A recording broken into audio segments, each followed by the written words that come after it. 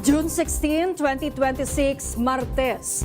Bukas, isasagawang special session sa Kongreso matapos ito ipag-utos ni Pangulong Ferdinand R. Marcos Jr. May mailuluklok na kayang bagong Senate President at ano-ano mga batas na bibigyang prioridad. Pag-usapan natin yan mamaya. Kasama niyo pa rin kami sa mga kwento ng bayan at lakas ng masa. Sa ngalan ni Nina Corpus, ako po si Maan Makapagay. Bawat komento o pulso ng bayan, importante yan sa amin. Bawat issue, dadaanan natin yan. Kagapay nyo kami sa mga usaping hindi dapat palampasin. Live tayo sa DZMM Radyo Patrol sa 630 at lahat ng FMR station sa buong Pilipinas. Gayon din sa Signal TV, Channel 31. Ako, si Jack Batallones. Ito ang Arangkada Balita. Mga dating bodyguard ni Zaldico, muli na namang humarap sa media. Pero naturang pulong, malinaw na diversionary tactic ayon kay Congressman Zia Alonto Adyong. House prosecutors, target matapos ang impeachment hanggang Setyembre. Civil society groups, gustong pabuksan sa publiko ang pre-trial kay Vice President Sara Duterte. VP Sara at Attorney Man Scarpio, may pag-aari umanong mga armas na hindi idineklara sa SALN. Ilang mahalagang panukalang batas tatalakayin sa special session ng Kongreso bukas. Strait of Hormuz, tuluyan ang magbubukas sa Biyernes ayon kay US President Donald Trump. Presyo ng produktong petrolyo, bababa na ba? At premiere night ng Home Along the Riles the movie, dinagsa. Isinumite na kahapon ni House Secretary General Attorney Cheloy Garafil ang pre-trial brief na inihanda ng House Prosecution Panel sa Senate Impeachment Secretariat. Target naman ng House Prosecutors na tapusin ang impeachment bago matapos ang Setyembre. May umarangkadang balita si Willie Delgado Jr. Naisumite na kahapon ng House Prosecution Panel ang pre-trial brief sa Senate Impeachment Secretariat.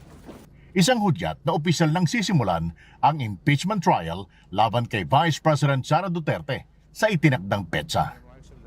Isa sa tinitingnan ng House Prosecution Panel ay ang tapusin ang impeachment trial sa loob ng 3 buwan. Ito ay kung walang gagawing delay ang kampo ng depensa. Ang aking estimate is if we will be starting on July 6, we will perhaps end by end of September 2026. So kung wala namang delay, tuloy-tuloy, tingin ko kakayanin ito for 3 months. Sinabi ni Lead Prosecutor Jervy Luistro, hindi mahalaga sa kanila kung abogado man o hindi ang tatayong presiding officer ng impeachment court. Ang kanilang pangamba ay kung palutangin ng depensa ang legalidad ng acting Senate President na tatayo ring presiding officer ng impeachment court. Sa ngayon, acting Senate President pa rin si Senate Pro Tempore Sherwin Gatchalian at hindi rin abogado. Impeachment is a very sensitive matter. We complied strictly the requirements for the second mode of filing an impeachment complaint and for transmitting the same to the Senate, no? That has been the general stand of the House of Representatives. But later on, it was declared unconstitutional by the Honorable Supreme Court, no? Regardless of our strong position. Let us remember that the impeachment trial is not purely a legal process. It is sui generis. What is important is for us to be able to ferret out the truth, no? Which means that the evidence must be given ample opportunity to be presented. Mahalagaan niya sa prosekusyon na tumutok sa paghahanap ng katotohanan sa halip na maging abala sa mga teknikalidad ng batas. Hindi naman kasi anyak kriminal na pananagutan ang pag-uusapan. Bagkus ay kung karapat dapat bang manatili sa pwesto ang isang opisyal na gaya ni Vice President Sara Duterte. Ako si Willie Delgado Jr. ng PRTV News, nagseserbisyo para sa Pilipinas. May pag-aaring mga armas sina Vice President Sara Duterte at Attorney Man Scarpio na hindi dineklara sa Statement of Assets, Liability and Net Worth o SALN ng Vice Presidente sa kahit anong taon. Ito ang isiniwalat ngayon ni House Prosecutor at Bicol Saro Party List Representative Terry Ridon. Aniya, hindi bababa sa 30 high-powered at small firearms ang pagmamay-ari na mag-asawang Duterte Carpio. Ayon kay Ridon, nakalista ang mga armas sa PNP Firearms and Explosives Unit. Dagdag pa ni Ridon, plano nilang ipatawag ang PNP FEU para sa records at halaga ng mga armas. Kasama rin sa mga iimbitahan nila ay ang mga nagbenta ng mga armas na ito. Hinimok ng legal expert at civil society groups ang publiko na manatiling mapagmatiyag sa mga nagaganap sa Senado. Ito'y kasunod ng mga umuugong na banta sa Senado na posibleng diversionary tactic sa nalalapit na impeachment trial laban kay Vice President Sara Duterte. May umarangka ng balita si Justine Ignacio. Sa likod ng ingay sa politika at napipintong pagsisimula ng impeachment laban kay Vice President Sara Duterte, iisa lang ang sigaw ng mga civil society group. Buksan sa publiko at media ang pagdinig. Naunang sinabi na sa Huwebes, June 18, isasagawa ang pre-trial sa impeachment ni VP Sara. Pero gagawin nito behind closed doors. Kaya't hiling nila sa mga mambabatas. So kami, actually sa Bantay Senado, nananawagan kami na dapat buksan sa publiko yung buong pre-trial conference. Kalahok yung publiko dito, kaya makakasiguro lang kami na katiwa-tiwala, makakasiguro lang kami na naayon sa saligang batas, na patas yung buong paglilitis kung nakikita mismo siya ng publiko.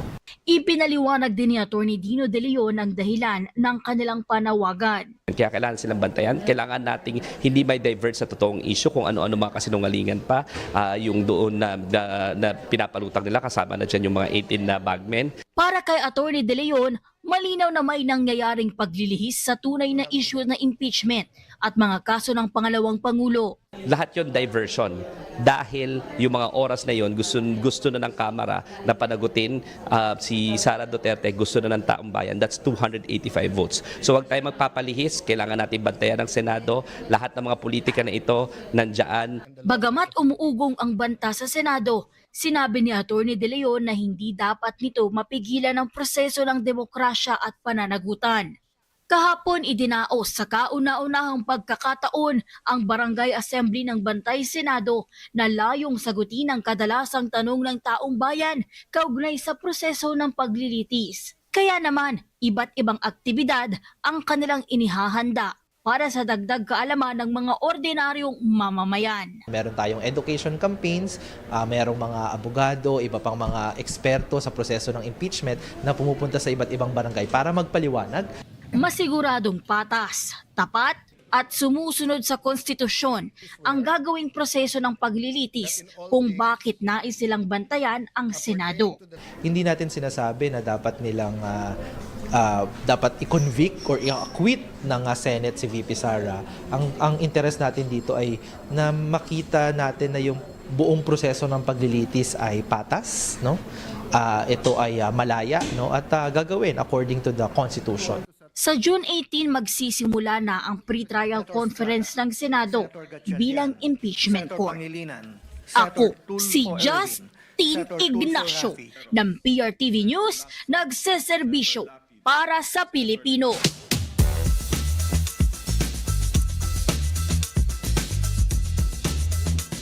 Kaugnay ng balitang yan, makausap natin ang dating Pangulo ng Integrated Bar of the Philippines na si Attorney Domingo Cayosa. Magandang hapon, Attorney Cayosa, at welcome back sa Arangkada Balita. Good afternoon. Magandang hapon po sa ating mga kababayan. Kanina nga po o ngayong araw ay naghain ng petisyon si Senador Alan Peter Cayetano at yung mga kasamahan niya na humihiling na ipawalang bisa. Yung nangyaring sesyon noong June 3 na nagluklok sa bagong liderato at sa bagong mga komite. Tingin niyo, sir, may legal standing ba ang Korte Suprema sa mga usaping ganito? Kung meron o walang legal standing yung kaso o kaya yung petitioner nasa Supreme Court yan. Ngunit kung ang pagbabatayan natin, yung mga nauna ng mga desisyon ng Supreme Court, mas may pagkakataon ito na kikilalanin ng Supreme Court ang legal standing ng mga naghain ng petisyon.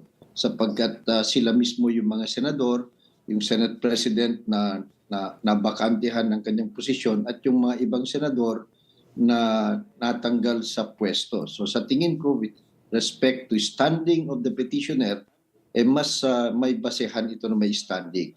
Now, whether or not ay kakagatin yan ng Supreme Court at makikialam o kaya i-interpret ang ating konstitusyon at rules ng Senate para sa petitioner in their favor, hindi tayo nakakasiguro dyan. Pwede rin nilang maaring i-avoid din yan at sabihing political question ito. Pangatlo, medyo gahol na sila ng oras sapagkat kung magkakaroon ng special session at mukhang may indication na iba dun sa minority group ni Cayetano, pumapanig na dun sa majority. So they might be able to get at least 13 votes, formalize or regularize if ever na merong mga kakulangan yung pag-elect ng mga opisyal o ng mga Senado, yung mga committee chair noong nakaraang linggo. So maari ding kung bukas, kung sa special session, mabuo nila yung 13, maging moot and academic siguro yung petition. So hindi ho natin alam kung ano mangyayari. Nabasa natin yung petition, dalawang senador dun sa minority bloc hindi pumirma eh. It's not any indication na bukas dadalo sila at kakampi dun sa 12 o hindi. So whatever the decision will be, whether on the technicality, understanding, o kaya political question, sana makatulong na mabigyan linaw ito. Sapagkat hindi maganda na palagi na lang may mga obstacles o merong mga technicalities that prevent the Senate from doing its job. Attorney, actually, ito rin yung agam-agam ng House prosecutor sa panel dahil ang gusto nila ay maayos na yung gusot sa liderato bago pa maumpisahan ang impeachment trial. Dahil ano ba tingin niyo, attorney, ang mangyayari kung sakaling meron pa ring question sa Senate leadership at maumpisahan ang paglilitis sa mga kaso ni Vice President Sara Duterte? For practical purposes, walang masyadong problema sapagkat ang kinikilala ng House of Representatives, kasama na yung mga prosecutor, congressman, itong bagong majority bloc ni Gatchalian. So, doon nila dadalhin yung kanilang kaso, doon sila magpapakita. Kaya lang, of course, there will always be a cloud of doubt doon sa legality habang nakabinbin ang petisyon sa Supreme Court, hindi na didesisyonan. Baka lang masayang lahat ng effort. At ang sigurado dito, anuman ang mangyayari o maging desisyon ng Supreme Court, madi-delay at maguguluhan yung proseso ng impeachment. So yun ho sana ang iwasan at tayo naman ay nagdadasal at nagtitiwala na mayroon pang natitirang mga senador na gusto nilang gawin ang kanilang trabaho, isang tabi muna yung politika, yung personal na interest, at mangibabaw yung kanilang sense of duty and responsibility. Kasi napakahalaga ho yung kanilang role. Hindi lang sa impeachment court, kundi sa iba pang mga bagay at hindi maganda, hindi nakakatulong sa ating bansa na ang focus nila pinag-aawayan yung mga posisyon. Attorney, kayo, sa gaano ba kahalaga yung gagawing special session na ipinatawag ng Pangulo ay bukas yan sa dalawang kinatawan ng Kongreso? At mahalaga yan kung titignan natin yung mga linista ng Pangulo na pwede na sanang pagdesisyonan at medyo matagal na yung iba, matagal na hong nabalangkas yan, kinulang lang sila ng oras dahil nga kung maalala natin, the past few months, nawaldas lang yung oras nila sa pag-aaway sa mga posisyon, di ba? So hopefully, tatalakayin na nila yan. Pangalawa, which is also equally important, baka sakali dito sa special session, mabibigyan ng pagkakataon ng Senado na i-confirm ng maayos at convincingly by at least 13 votes yung liderato ng Senado. Para sa ganun, ay wala nang duda at makulangan na yung mga technicalities at mga side issues at mag-focus ito dito sa impeachment proceedings, mag-focus din ho dito sa naantala at hindi pa napipirmahang flood control investigation. Kasi ito hong dalawang ito ang mabigat na issue yung corruption eh. So, kailangan gawin nila ang trabaho nila, tapusin nila at tumulong silang mapanagot sino man, regardless of who they are, regardless of their political inclinations. Eh, nasabi niyo rin naman yung investigasyon sa maanumalyang flood control projects. Lumabas muli sa media yung mga dating bodyguard o sinasabing Maleta Boys ni Zaldico at pinangalanan sina Senador Chis Escudero na tumanggap din ng maleta. Actually, lulubog lilitaw yung mga pangalan, no? Depende sa sitwasyon. Eh, anong basa nyo dito sa bagong pahayag nila? Well, maaaring may katotohanan yung ibang pinagsasabi, kaya lang it has been mishandled at very obvious na ho kasi na nagpapalit-palit sila ng kanilang mga statement. At kapansin-pansin na ang nagbabago sila ng narrative depende kung sino ang kakampi ng isang bloke, di ba? So nakakalungkot ho 'yon sapagkat hindi nakakatulong yung ginagawa nila. Lalong-lalo na ay ginagawa nito sa labas ng tamang proseso, sa legal na proseso. Mga press conference at yung mga unauthorized hearing. So obvious at sinasamahan pa ho ito ng mga destabilization efforts na mukhang nako-coordinate. So hindi ho nakakatulong. Sayang lang kung meron mang katotohanan yan, pag nahuluan ng kasinungalingan at kalokohan, the whole thing collapses. At sana nga ho, pumasok sila sa damang proseso. Magsalita sila sa ombudsman, sa NBI, magsalita din ho sa tunay na Blue Ribbon Committee para sa ganon, ma-ferret out. Yung bang matanong din sila at ma-check kung totoo ba o hindi yung kanilang ginagawa. Kasi marami na hong nagsususpetya na parang panira lang ho ito at saka kasi nga pabago-bago eh. Plus medyo hindi ka pare-paniwala na 18 tao pare-parehong nakita nila sa lahat ng pagkakataon sa loob ng 3 taon. Medyo yung desisyon na iisang affidavit lang sila sa aming mga abogado na bihasa sa proseso at saka ebidensya, hindi namin ginagawa yan. Kasi kung totoo at alam ng bawat isa, gagawa sila ng sarili nilang affidavit. 18 na affidavits usually ang sinasubmit. So, ito yung mga indications. Plus ngayon, di ba, nagbago ulit eh. Merong dinagdag bawas sa mga pangalan. So ano ba talaga? So yan ang nakakasira. At in the bigger scheme of things, parang tuloy ngayon na ang perception ng ibang kababayan natin, ito ay panira lang, panggulo lang para tuluyang ma-delay itong impeachment proceeding at ma-delay itong flood control investigation. All right. Maraming salamat po sa inyong oras, Attorney Domingo Cayosa. Magandang gabi. Maraming salamat. Magandang gabi po sa lahat. Sa ibang balita, nabalot ng lungkot at pagluluksa ang homecoming ni Rene Baterbonia. Dumagsa naman ang mga nakikiramay sa unang gabi ng kanyang burol. Yan ang umarangkadang balita ni Noreen Igonia. Pagpapasalamat lang ang tanging nasambit ng nanay ng yumaong student athlete at palarong pambansa MVP na si Rene Clerta Baterbonia sa lahat ng mga suporta at pagmamahal mula sa kanyang mga fans, kasamahan, mga kaibigan at pamilya habang kinakaharap nila ang matinding kalungkutan dahil sa pagkawala ng binata.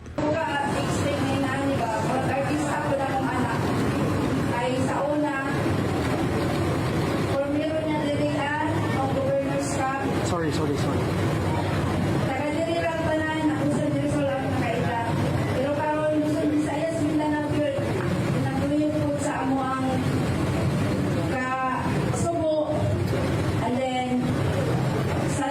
Matapos kasi ang 3 araw at 3 gabing lamay sa bangkay ni Rene sa chapel ng Ateneo de Davao University, pasado alas 8 ng umaga kahapon ibiniyahin na pauwi sa kanilang bayan sa Talacogon, Agusan del Sur ang kanyang mga labi.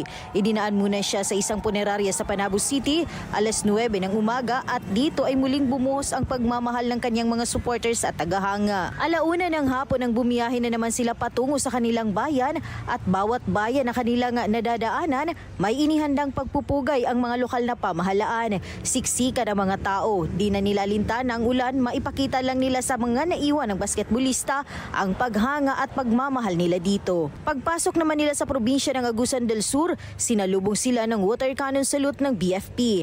Alauna ng madaling araw na sila tuluyang nakarating sa kanilang bayan sa Talacogon. Kalungkutan ang sumalubong sa kanila. Hindi ito ang inaasahang homecoming ng kanyang pamilya para kay Rene na isang mapagmahal na anak at kapatid at determinadong individual. Naging emosyonal din si Ginang Rovelina sa natanggap na mga regalo mula sa mga fans ni Rene. Sa ngayon ay nakalagak ang kanyang mga labi sa kanilang bayan sa municipal gym ng Talacogon. Mula dito sa Davao, Nurin Igonia ng PRTV News, nagseserbisyo para sa Pilipino.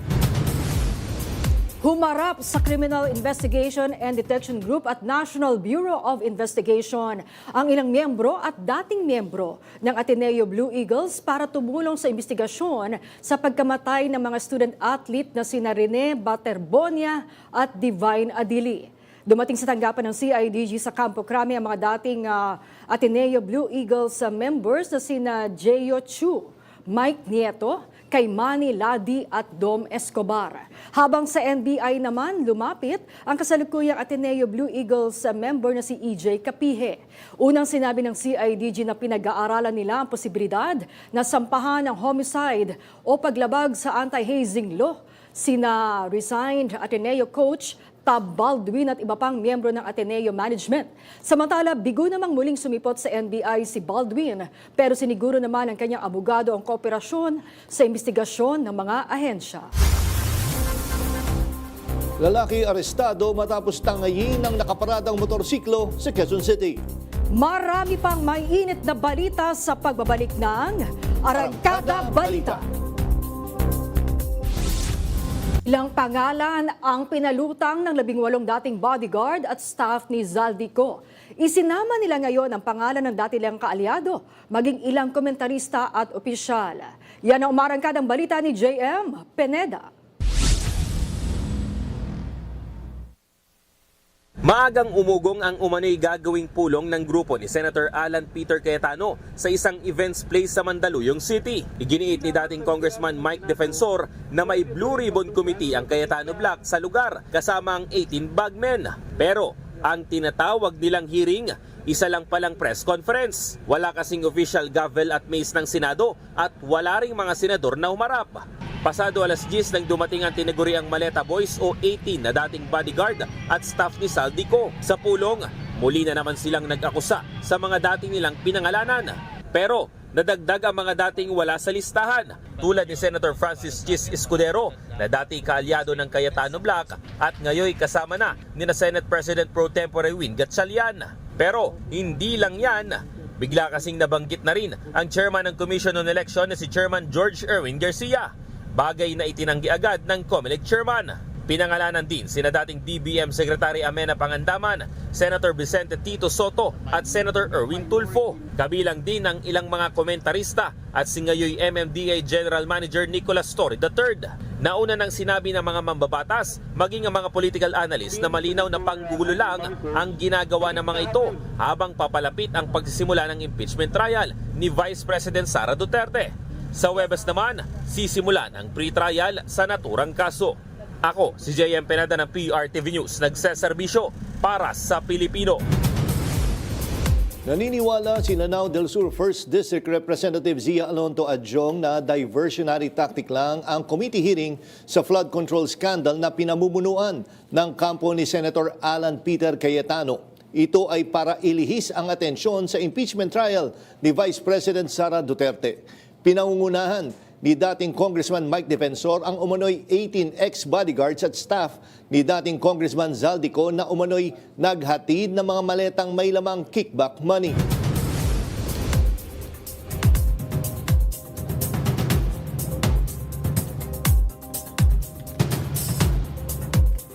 Kasado na bukas ang special session na ipinatawag ni Pangulong Ferdinand R. Marcos Jr. Layo nitong madaliin ang pagsasabatas ng ilang mahalagang panukalang batas na makapag-aabot ng agarang tulong sa taong bayan. Yan ang umarangkadang balita ni Naomi Tiburcio. There is also a proposal Pinakikilos na ni Pangulong Ferdinand R. Marcos Jr. ang Kongreso para habulin ng pag-usad ng mga priority legislation bago ang pagbubukas ng ika-21 Kongreso. Sa pamamagitan nito ng isang special session ng mababa at mataas sa kapulungan sa bisa ng Proclamation No. 1318 na gaganapin bukas June 17. Sa ilalim kasi ng saligang batas, pinapayagan ng Pangulo na magpatawag ng isang special session sa mga mahalagang programa na kinakailangan ng agarang aksyon. Ayon sa Presidente, partikular dito ang suporta sa mga naapektuhan ng nagdaang lindol sa Mindanao, tulong sa mga estudyante, senior citizen at nutrisyon ng mga bata at nasa vulnerable sector. Ilan sa pagdedebatihan sa special session ay ang National Center for Geriatric Health, pag-amyenda sa Universal Access to Quality Tertiary Education Act, Last Mile and Geographically Isolated and Disadvantaged and Conflict-Affected Area Schools Act, pag-amyenda sa masustansyang pagkain para sa Batang Pilipino Act, Anti-Political Dynasty Law at Presidential Merit Scholarship Program. Sa ilalim ng Anti-Political Dynasty Law, ipinagbabawal ang asawa at kamag-anak na may second degree of consanguinity or affinity na sabay na humawak ng isang posisyon sa iisang jurisdiksyon. Ang inaabangang AIX Act na gagawing malinaw at standardized ang pamamahagi ng ayuda tuwing may krisis. May panukala rin na magtatatag ng Geriatric Health Center para sa mga matatanda. Layo naman ang 5 panukala na palakasin ang school feeding program sa mga public school, tulong pinansyal sa mga estudyante at teacher, libreng edukasyon, dagdag allowance at suporta sa mga liblib, mahirap at conflicted areas. Sa nasabing special session, maaring ipasa mga panukala sa final reading, ibalik sa Bicameral Conference Committee o ratipikahan ang BICAM report bago matapos ang session window. Magkakaroon din ng kapangyarihan ang Commission on Appointments na aprobahan ang ilang appointments sa gabinete, militar at foreign service. Ako si Naomi Tiburcio ng PRTV News, nagseserbisyo para sa Pilipino.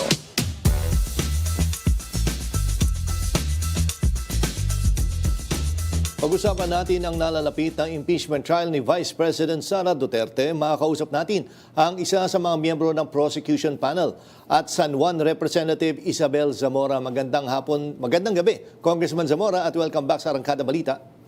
Hi, good evening po, and good evening po sa lahat ng tagapakinig natin. Siguro, Congressman, unahin ko nang po muna yung special session tomorrow. Gaano po ito ka-importante at ano nga ho yung magiging priorities po natin? Well, of course, hindi lang naman Senado ang mag-special session bukas. Meron din po kami sa House of Representatives. But alam niyo ho, natapos namin lahat ng priority measures before the break po. Kaya po lahat po ng nakalista doon sa issuance ng ating mahal na Pangulo, nagawa po ng Kongreso yon. And yun nga ho, Congressman, marami nga nagko-compare dun sa, kumbaga kayo ay tuloy-tuloy yung trabaho nyo sa Kongreso, walang power struggle sa inyo. Pero dito sa counterpart nyo sa Senate is talaga marami nabinbin na trabaho. Ano ho yung mga sinasabi, ano kaya yung naging sikreto? Bakit, kumbaga naging maayos naman at organized at tuloy-tuloy yung trabaho dyan sa Kamara po? That's correct. Alam nyo ho, meron naman hong malaking minority group po sa amin, but we are able to work together for or in relation to bills that will help our countrymen. So, of course, we accept deliberations. We will always have deliberations on bills. We will always welcome the minority questioning the bills that we file.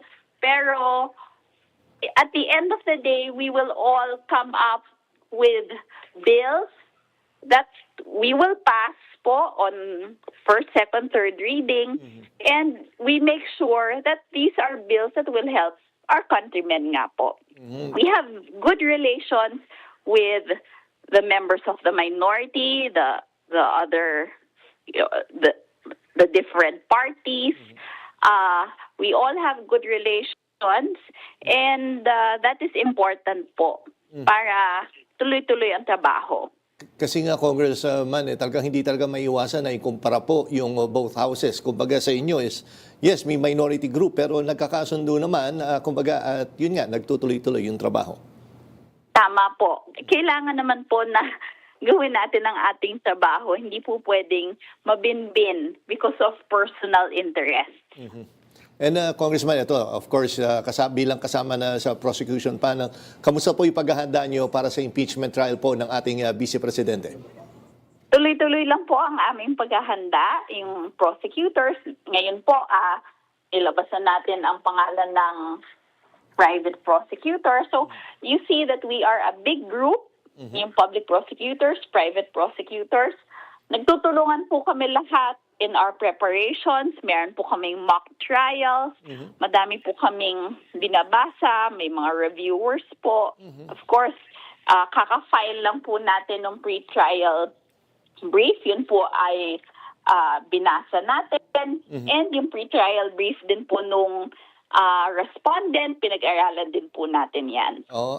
Para siguro sa kabatiran ng mga nanonood po ngayon, paano ba yung magiging ano ho niyan?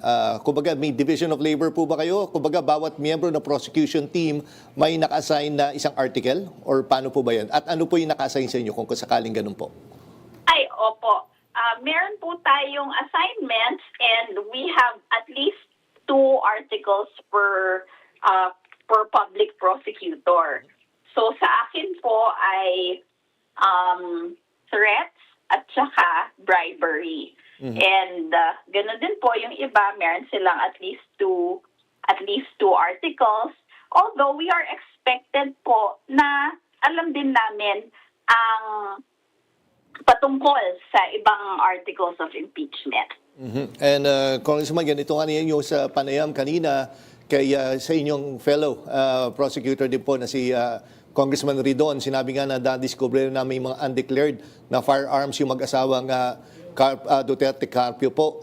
May ihahabol ho ba to dun sa mga articles of impeachment? Saan ho ito babagsak? At yun baga, kumbaga, hindi naman mate-technical kung isasama nyo ito. If I'm not mistaken, kasama po yan sa unexplained wealth. Siyempre, material possessions po to, no? And yung non-disclosure sa SALN, dun po siya papasok. And gaya po ng sinasabi namin, lahat naman po ng relevant, related information, documents, ay pwede nating isali at pwede po nating isama as evidence po kapag dating ng trial. Kumbaga, kahit hindi siya naisama doon sa naging deliberation nyo sa House Committee on Justice, doon sa probable cause, kahit hindi ito na-discuss, ay pwede pa rin ito pagdating sa impeachment trial mismo. Opo, that's correct po. Kasi tandaan po natin, hindi naman po lahat ng ebidensya ay inilabas noong hearings ng House Committee on Justice. Dahil ang hinahanap lang po natin noon ay probable cause, a portion lang ng lahat ng ebidensya ang inilatag sa House Committee on Justice. At gano'n naman din po ang nangyayari in any court, in any case na nagaganap sa ating mga trial courts. So, madami pa pong ilalabas sa impeachment court, hindi lang po yung inilabas noong tayo may hearing sa Committee on Justice. Okay, sige. Nako, maraming salamat po, Congressman Zamora, at good luck po. Thank you very much din po and good evening to everyone. Suspendido na ng 70 araw si Senador Jinggoy Estrada. Ayon yan sa desisyon ng Sandigan Bayan 2nd Division. Epektibo ngayong Martes, June 16, ang naturang suspensyon sa gitna ng kinakaharap niyang kasong graft sa nasabing dibisyon. Habang nasa 5th Division naman ang kaso niya para sa plunder at ikalawang count ng graft. Umabot umano sa 273 million pesos ang naging kickback ni Estrada para sa mga flood control projects na nagkakahalaga ng 855 million pesos.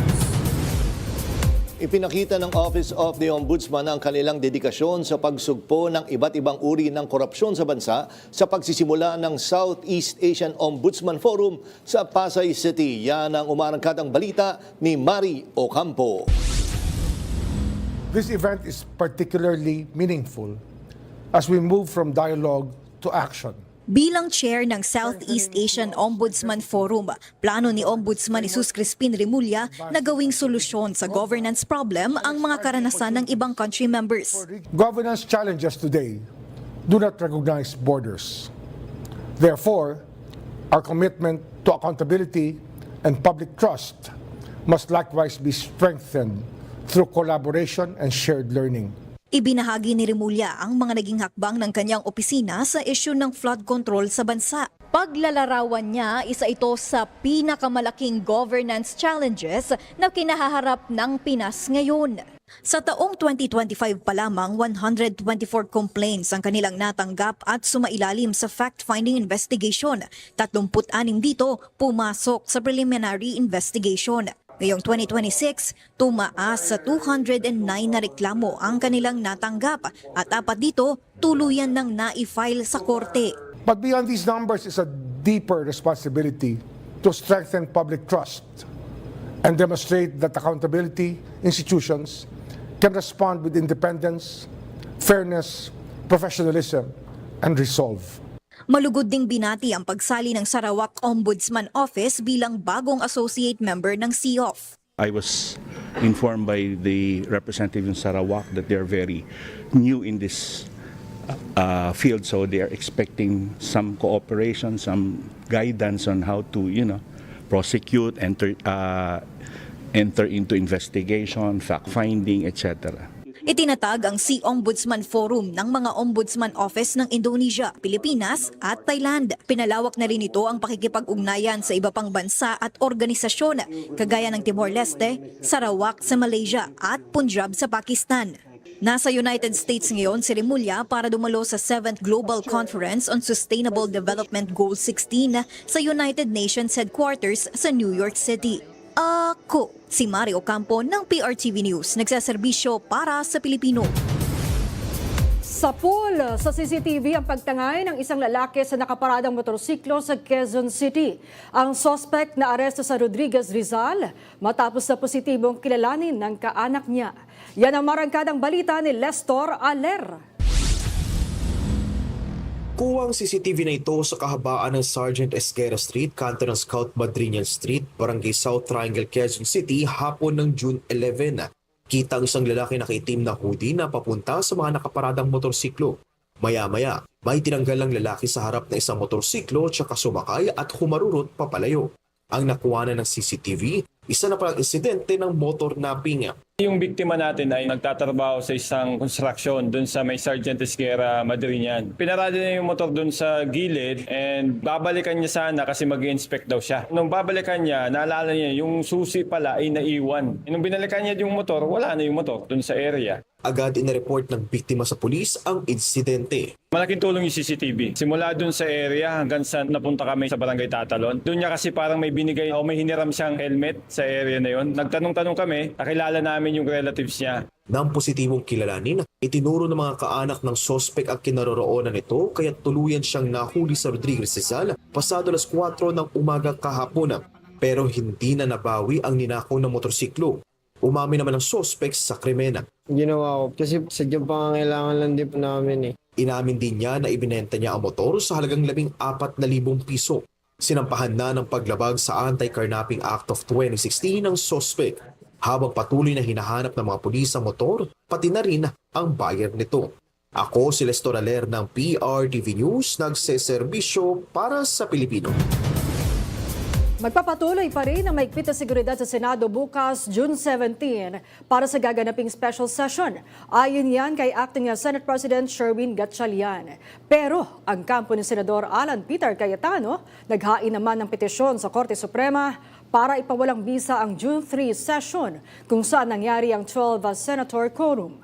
Yan ang marangkadang balita ni Angela Babad. Let's see.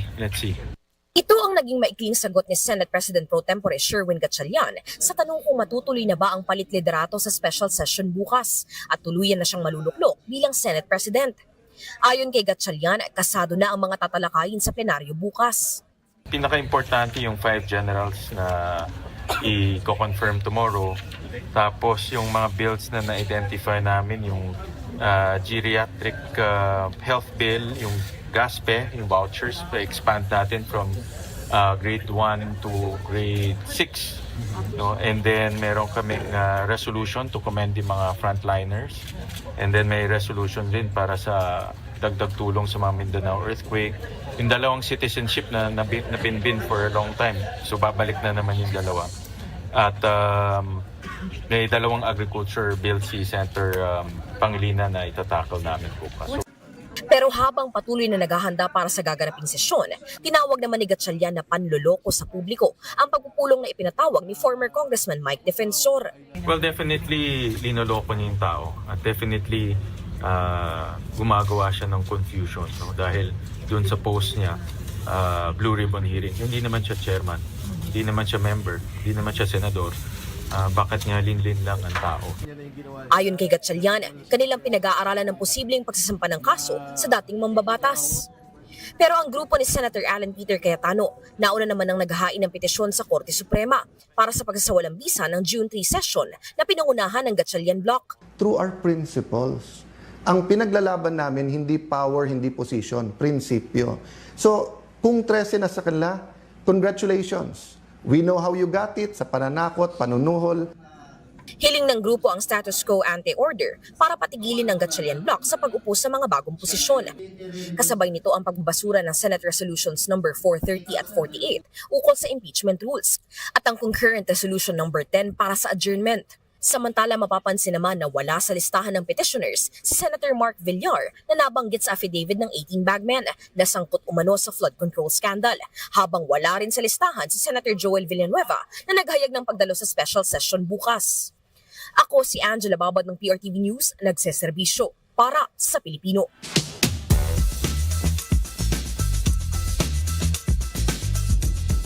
Sa puntong ito, mga kasama natin si Bicol Saro Party List Representative at miyembro rin ng prosecution panel, si Congressman Terry Ridon.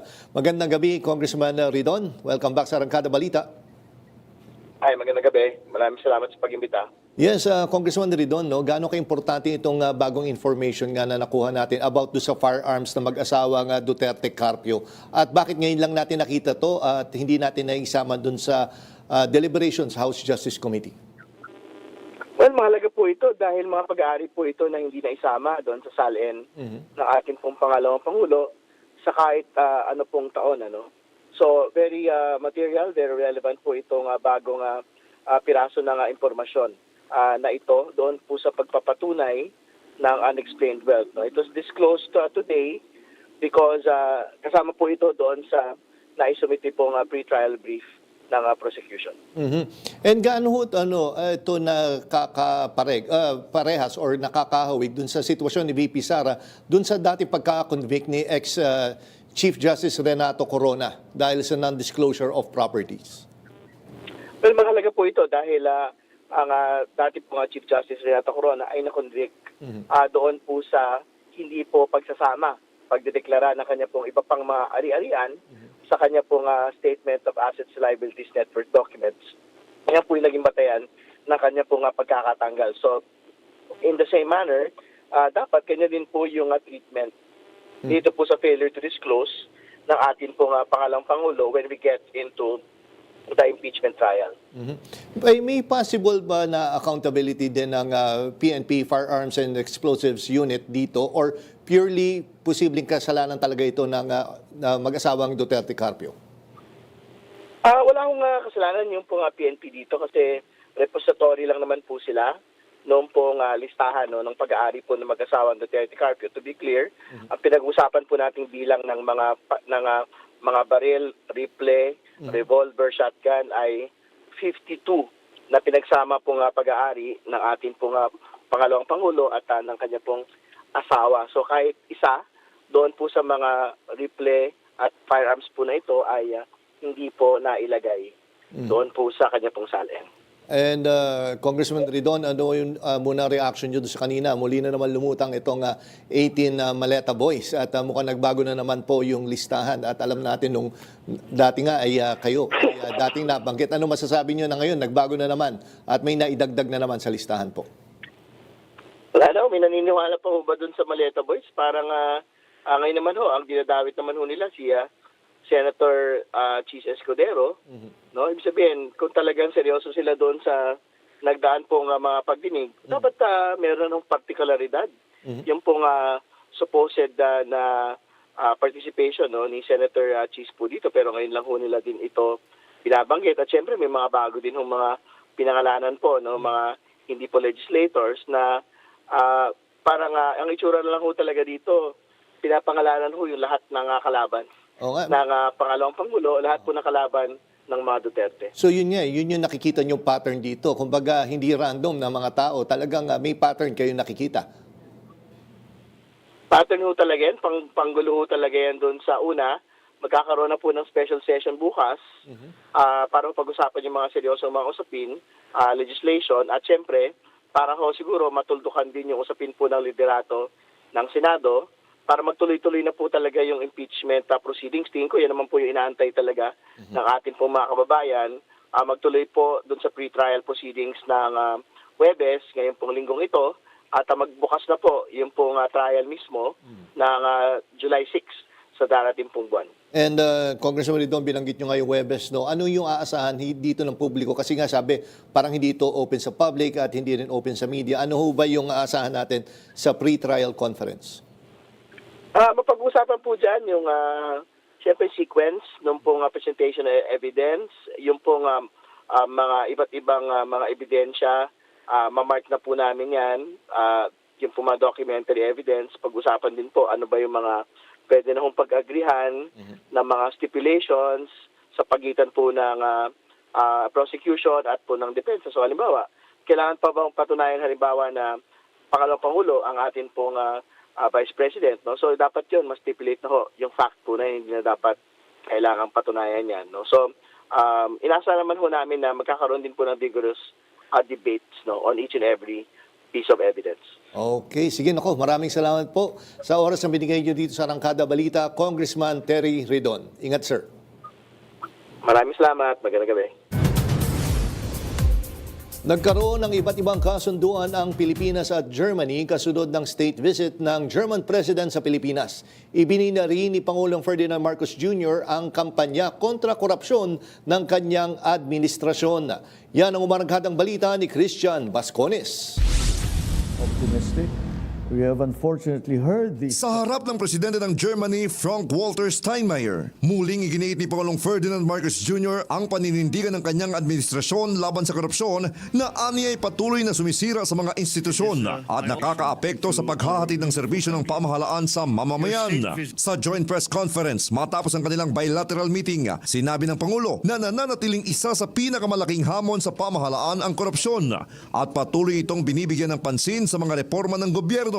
Every entity, every business entity, every government feels the corrosive influence of corruption. This completely changes the way government can work. And it limits governments to such an extent that many of the things that are never mind that are wished for, but that are necessary for as services to the people, are not government is unable to deliver. Binigyang diin ng Pangulo na hindi madali ang kanyang kampanya laban sa korupsyon. Marami aniyang dapat isakripisyo para malinis ang sistemang matagal nang pinaghaharian ng mga tiwaling gawain. Hindi aniya tatantanan ng administrasyon ang mga nasa likod ng malawakang korupsyon. We have to find those who are found to be part of this system of corruption, that they will be punished and that they will provide restitution to the Filipino people. Matatandaang inilantad mismo ng Presidente noong 2025 State of the Nation Address o SONA ang umano'y malawakang irregularidad sa mga proyekto ng flood control projects ng pamahalaan na naging bahagi ng mas malawak na kampanya laban sa katiwalian. Bukas, nakatakdang magsagawa ng special session ng Pangulo kasama ang Kongreso para talakayin ang mga nakabinbing panukala kasama sa mga tatalakayin ang mga natenggang mga programa dahil sa mga issue ng katiwalian. Ako si Christian Bascones ng PRTV News, nagseserbisyo para sa Pilipino.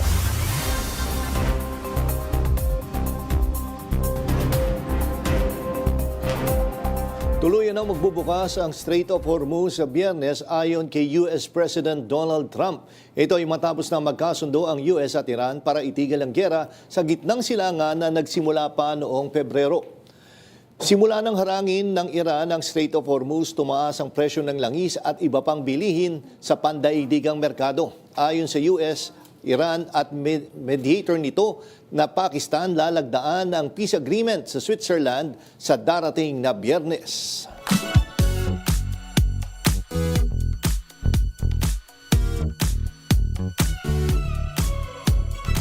Dinumog ng fans ang premiere night ng inaabangang reunion ng pambansang pamilya, ang pamilya Cosme sa Home Along the Riles the Movie sa Mandaluyong City.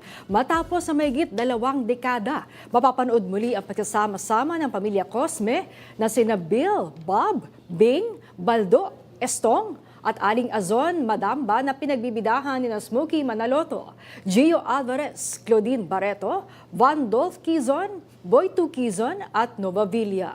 Nakasentro ang reunion movie sa pagpapatuloy ng buhay ng mga anak ni Tatay Kevin na pinagbidahan ng comedy king na si Dolphy. Ayon sa direktor ng pelikula na si Boy Tu Quizon, umaasa silang may enjoy ng lahat ng henerasyon ang kwento ng pamilya Cosme na swak ngayong nalalapit na Father's Day. Ay, wala ka nun na partner man, nung nandito sila, nakapagpa-picture kami nila, partner niya noong time na yon. Of course, kasama ng ano natin yan ng childhood natin, ng Home Along the Riles. Yung marinig mo lang yung kanta, alam mo yon na LSS. Oo. Last Song Syndrome. Oo, diba? tama. Mabalik nga yung ating pagkabata. Sabi nga nila, kung napanood mo yung Home Along the Riles noon, ay ilan maintenance meds mo na ngayon? Ay, sa Google ko na lang siya nabalitaan. Hindi, pero nood tayo ng pelikula. Oo, supportahan natin yan. Wala na masyadong mga sitcom na ganyan. Yes. Oo nga, no? Diba? Oo. Yan ang nakakamiss Oo. sa dating henerasyon. O yan, ang maarangkadang balita ngayong araw. Sa ngalan ni Nina Corpus, ako po si Maan Macapagal. At ako naman si Jack Batallones para hindi mauli sa usapan, kapit lang hanggang sa susunod na Arangkada Balita.